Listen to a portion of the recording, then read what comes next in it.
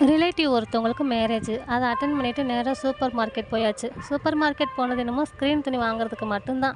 ஆனா, அங்க இருக்க எல்லா பொருளையும் வாங்க போற மாரி எடுத்து எடுத்து பார்த்துட்டே இருந்தேன். ரொம்ப நேரமா ஹவுஸ்ல மீட்டில சுத்திட்டே இருந்தோமா, ரொம்ப டயர்ட் ஆயிருச்சு. வீட்டுக்கு போனோனே ட்ரெஸ் சேஞ்ச் கூட பண்ணாம அப்படியே படுத்து தூங்கிட்டேன்.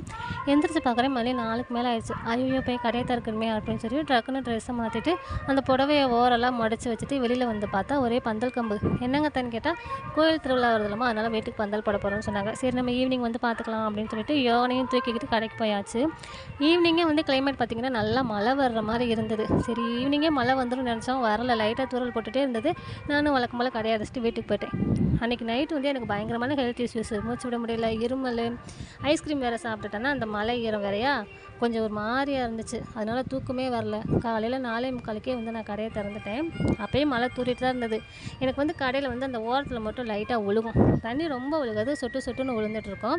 அந்த இடத்துல மட்டும் கொஞ்சம் சரி பார்க்கணும். மற்றபடி ஓகே தான். கடை நீட்டா தான் இருந்தது. வேற எங்கேயும் ஒழுகல. அப்புறம் கொஞ்ச நேரத்தில வந்து யோகன தூக்கிட்டு வந்து குடுத்துட்டு போயிட்டாங்க. அப்புறமே ஹாஸ்பிட்டல்ல போய் ஊசி போட்டு வந்திருக்கேன். அடுத்த வீடியோல பார்க்கலாம். Tata bye by.